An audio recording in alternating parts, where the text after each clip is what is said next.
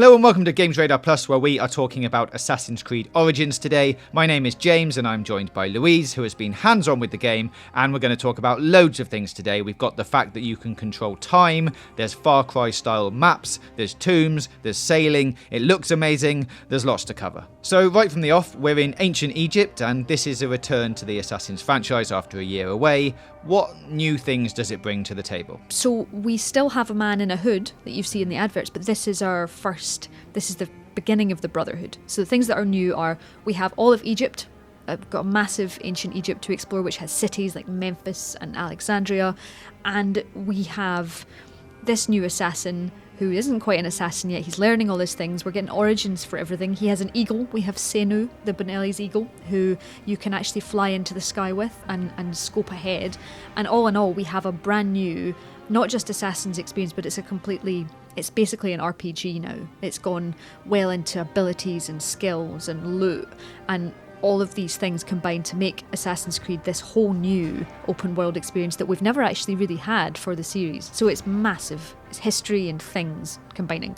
Okay, well let's talk about that a little bit then in terms of gear and equipment that you get throughout the game. There's loads of different weapons and horses and armour, and it all comes in different types now, right? Yeah, so we've got loot, you've got legendary versions of things, so it's kind of Destiny-esque, which I felt while I was playing.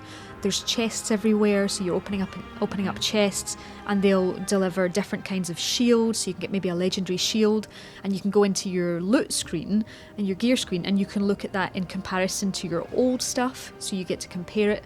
You can have multiple ones equipped, so you can have multiple bows equipped, so maybe you're wandering around with 8 of them, right, but you maybe want to have 2 different ones that you can quickly switch between on the directional buttons. So there's this kind of added layer of, oh god, which weapons I'm going to pick, and working out the different ways you can fight with them. So I found these really cool like short swords that I was dual wielding with, which were great for attacking enemies really close up.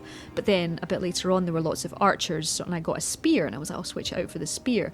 And it turns out that every piece of armour and every piece of gear has attributes to it. So some will cause extra blood damage, or some of them will have poison on them. So you gradually, they're just like Destiny's perks. They're not changeable. You get them and they come with that. But the good thing is, if you find a weapon that you really like I liked my close blades, you can actually take them to a blacksmith and he can upgrade them for you. So even if the other ones you're getting are a higher level, you can go and get them upgraded. You hand over drachmas and you get higher level stuff. So it is quite an intimidating, cool screen in the fact that you can change your hidden blade needs upgraded. You said about your steed. So I was for a while going around on a horse until I discovered I could go on a camel. Why wouldn't I go on a camel? So you can switch that out too, and that's always your steed that you can always bring to you. So all of these little bits can switch out to the point where it's the first time I've truly felt, after playing a preview of Assassin's Creed game, that I didn't want to leave my Bayek behind, because he had become mine instead of Gennaro assassin of old. Okay, well let's go into the gameplay stuff a little bit then. Now there's obviously loads of missions in it, a la Assassin's Creed, there's lots to do on the map, but this time around it relates to things like time of day and where people are, which is where controlling time comes into it. Yeah, so for the first time, while there has always been a day-night cycle going on, we've always been able to, run along with the sunset, you can now press a button and time will move faster. So some quests, I had a quest that involved tracking a couple of merchants from a marketplace, and I had to wait until nighttime to do that. And while you could obviously run around and do other things, this one button, you press that, you watch the sun sort of rise in the sky and move along, and everything moves in kind of time lapse. And I mean, you could just do that so if you wanted some nice screenshots, but, it's the fact that you can change time. Nocturnal animals come out at night, or guards will sleep, which is quite exciting. Like, so if you're maybe invading a camp, which I think we'll probably go into in a second, you can sort of sneak in a window, and maybe the really high-level guard is asleep on the floor, and you're like, oh, this is great. I can just... Previous Assassin's missions would have just had you go in and assassinate him like that. But because there's this kind of added difficulty level, and everyone's got levels now, so as you level up, it becomes harder to, you get people that are maybe level 17 when you're level 14, you don't want to take them on. So if you are sneaking up on someone like that when they're asleep, you're like, oh, this is great, they'll never feel it coming. Oh no, they do. So you can go to assassinate them, but dependent on the level, and dependent on the level of your hidden blade, it can either just take a bit off their health and then just wake them up really angry. So my advice is to definitely upgrade your hidden blade with the crafting that you can now do, which is around the world, just like Far Cry, you've got all your animals and you need to steal all their bits and put them into your hidden blade to make it stronger and better.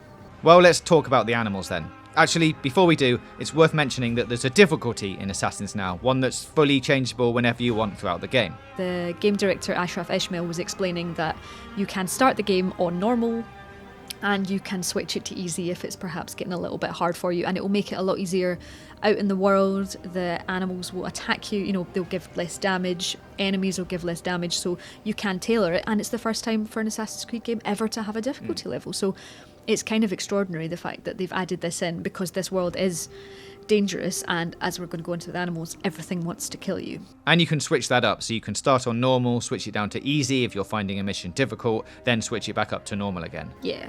Right, animals then. We've seen lions, hyenas...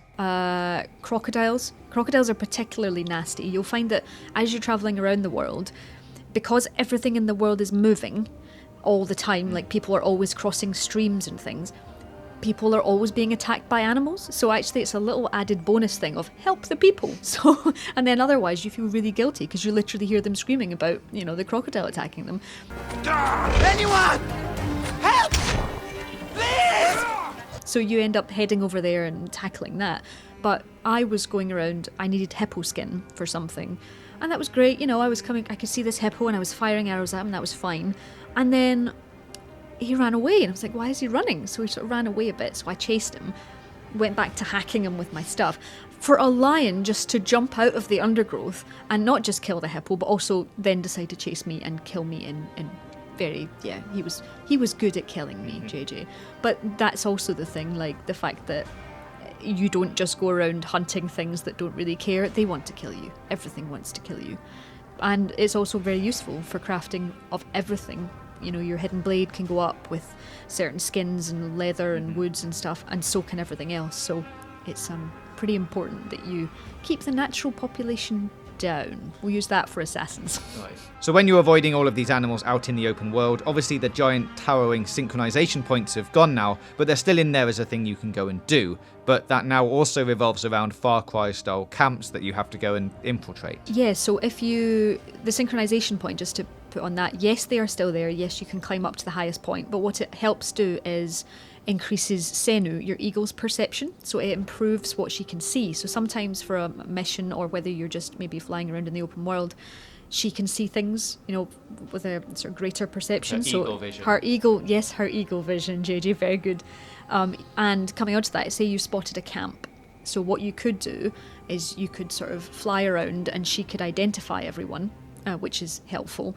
But also that's really important given the fact that some of the camps that I encountered had wild animals in cages, just waiting there. And of course you could go in, all blades blazing, and try and slaughter everyone, or you could find quite close point nearby and maybe hit the cages with arrows, which will then unleash the beasts into the place, and maybe you have to loot some treasure, or maybe you have to rescue someone, and if you can distract the guards enough, that's great, you can sort of sneak in and out. Right. But they are like puzzles in the fact that if I do this, then they'll die over there, or sometimes it goes entirely wrongly and you let a lion out, and instead of going for all the high level guards, he goes and eats all the horses. So that's fun too. Yeah, that's very Far Cry, releasing animals that are in camps. Yeah, super Far Cry, but it's a lot. It's because it's not unexpected, because it's not like you didn't have them out in the world, so they've been out there. Yeah. Chances are someone's going to try and catch them, but the fact they are these sort of well placed lions and hyenas just waiting to go out and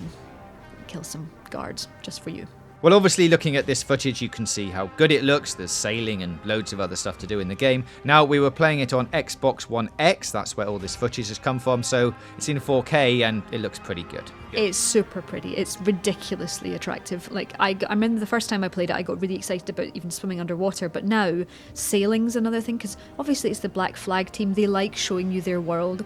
And I was sort of pushing a boat along the Nile, and in the background there was the pyramids, which were sort of sparkling in the moonlight, and it was ridiculously pretty, like ridiculously gorgeous, and I can't quite believe how good it looks. I'm even looking at pictures now and everything is screenshot worthy, all of it. Like the share button and the screenshot button are going to get seriously used.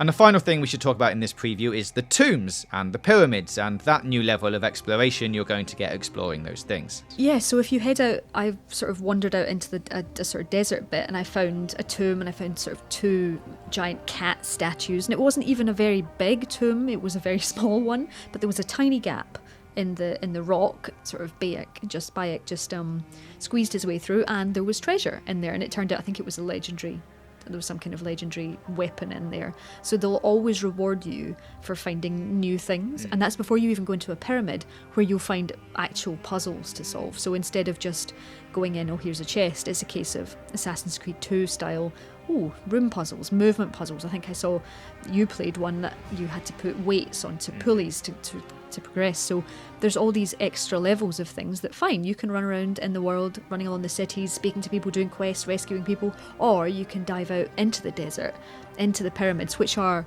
apparently 100% recreated versions of the actual Giza Plateau, which in itself is insane given the size of them. And you can find out, what's hiding under the sand. So that's another level of things, of just rejecting the main quest, which is fine because it's quests, you can do exactly what you want, and just choose to level up exactly how you feel. Overall then, so far, worth them having a year off to make this.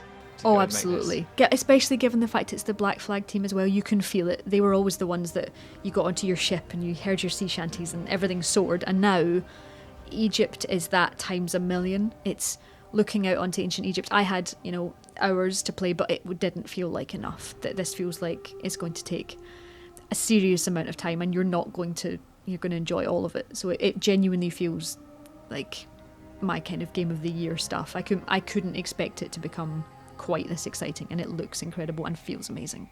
Alright, well that's our opinion of Assassin's Creed Origins from our hands-on time with the game so far. We've got loads more to come on the game, so if you like what you've seen, then let us know in the comments below. Click the boxes on the left for more content from us, and don't forget to hit that big button in the middle to subscribe for more gaming news, reviews, previews and features right here on GamesRadar Plus.